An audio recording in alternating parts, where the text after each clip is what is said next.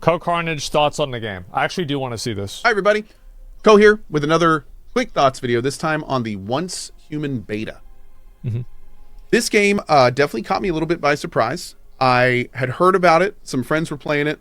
Yep. And we had just had this other game debacle called The Day Before. Yep. I think that actually did help Once Human, because like this game is what The Day Before was supposed to be in a lot of ways. Got to be a giant cluster of the Fluck variety. And this game was like shortly behind it, and you know, it was kind of like overshadowed by that controversy, because people were like, oh cool, like another game. However, turns out Once Human is kind of awesome. Or it is. So it's currently in beta, and it's an amalgamation of a lot of different things that I like kind of in one package. So I'll kind of go down it here. It is by the way, I totally agree with this. Looter shooter survival multiplayer game. Yeah. And what does that mean? It means that you basically kind of like have this almost MMO style progression map. You know, you start at level 1, you move to level 5 area, then level 10, that kind of thing. It is a third-person shooter at heart. So you're doing melee, you're using machine guns, shotguns, pistols, that kind of stuff. Yeah, I actually think I kind of like the third-person mode more than first-person. Like, I'm fine with both, but I kind of like how Remnant is, and also Once Human. Because I can see my character. There is a survival building component, and you also have food and water. So you are picking a little area of the map. You're seeing everyone else's little areas and their houses. You're building a house. You're making crafting stations. You're storing your items there. Yeah. You're building a motorcycle and using that if you want to. And on top of that, not only is it kind of full multiplayer with, you know, war bands, and there's actually PvP if you want to do that. It's opt in. But there's also this kind of like control influenced kind of meta progression story thing. It's very weird. But yeah, the meta level character progression is a little bit hard to understand. It took me kind of a while to figure it all out myself. What it has spawned, I didn't really get some very cool locations, some very cool enemies. The enemy design is very fun. The world lore is kind of like this dystopian, interesting, weird, again, very kind of control-y situation, very sci-fi, and kind of Cthulhian. And I have to say that now that I've spent, is it actually on Steam? It's not on Steam. I don't know how many hours I've spent in this, but after I've been playing it now for like 5+ hours, maybe 5. I've put probably so far about 30 hours into the game. Probably between like 20 and 35 hours, somewhere around there. 10 hours. It's really cool. It's really cool. I'm really enjoying Once Human. There's always like new areas to like when you get to a new area, it doesn't feel very cookie cuttery.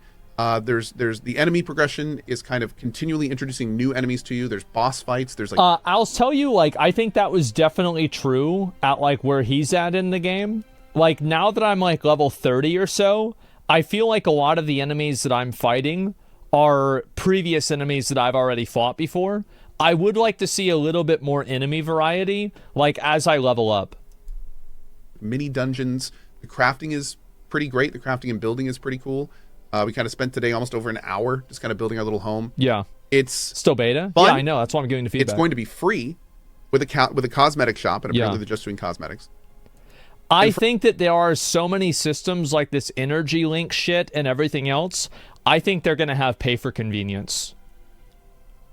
I've got a pretty good feeling that's going to happen. Now, I could be wrong, and I hope that I am, but I do think that's going to happen.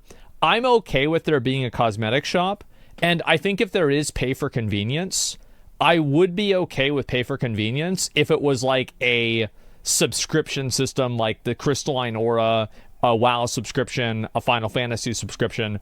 So like if you're playing the game actively, you can pay like $10 or $15 a month, and you have, you know, maybe free teleports or something like that. Like, I don't know, like maybe that would be too OP, but I'm just saying like in general, right?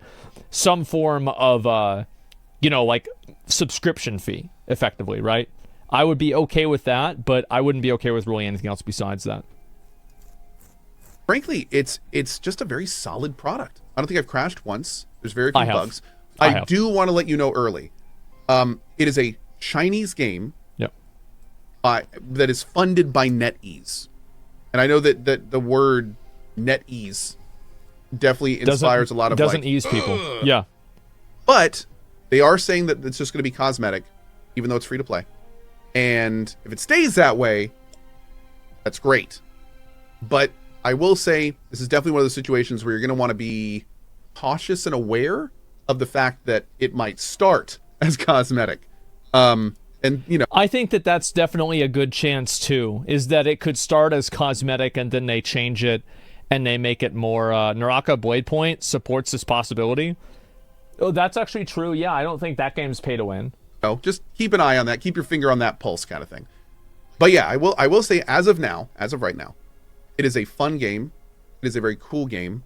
I'm still really enjoying my time in it. I still plan on continuing to play it. And if you go to oncehuman.com, you can sign up to, there's like a lottery thing going on every so often where they send out a big bunch of keys. And that is how you can get in currently. It's unfortunately they did have it as an open beta. You used to be able to just go to the website, download it, and play. But then they got like 6 or 7 times the amount of people that they were expecting. Yeah, I think that, again, like this is one of those types of games that a lot of people have been waiting for. Because I think like after the day before happened, everyone was like, oh, let me go see this one. Yeah, and then all of a sudden, like it started spreading like wildfire. That's actually pretty damn good. 3,000 keys a week. Now we go from there. Oncehuman.game. Thank you. The website is oncehuman.game, not .com. And yeah, it's been cool. So anyway, this has been a kind of a long-winded thoughts video, but I feel like I had to get some stuff out for it. Obviously, it's still in beta, but as long as it keeps going like it is, I think we'll pretty much be returning on release for sure. And one final thing I do want to say before I sign off here. Yeah. The writing and the dialogue is janky. It's bad. It's just bad. Like, the story is stupid. It's bad. There's nothing good about the story. Like, that's just basically it. Yeah. Don't let that turn you off. It's like Remnant 2. The actual pretty great gameplay. Yeah, when I first started this game, there's like this kind of story-ish heavy part. And I definitely was kind of like shoot the bottom. A little bit during it. Apparently the dialogue and voice acting is relatively on the beta/alpha side, so hopefully we'll see some improvement there. But just I just think that shit. Sorry. What the hell is this? Sorry. Don't let that turn you off. Kind of like a little bit during it. The pop-up apparently came up and the then I just dialogue clicked on it. and voice acting is relatively on the beta/alpha side, so hopefully we'll see. I think this game falls into the trap of using too many proper nouns and trying to do like a long exposition of the story at the beginning whenever it's just fucking annoying. And this also could just be like my opinion, but this is what my opinion is. I don't like stories that have really long expositions before I can actually just play the game, because I feel like it's like getting in the way of me playing the game. And also, like, the lore dumps get ignored. Yeah, I totally ignore everything they're saying at a certain point. Improvement there. But just keep in mind, Remnant it is, yeah. You know, the gameplay is where this game really shines. All right. Anyway, on that note, come say hi in the channel. Twitch.tv/GoCarnage. I fell off here, by the way. And I will see you next time. Yep. Bye-bye. Yeah, I think that was a good video. Yeah, I actually wanted to see kind of like what his thoughts to the game were. I'll link it to you guys. Because, yeah, I played it for a while now, and I've been surprised that, like, more people haven't been talking about this game.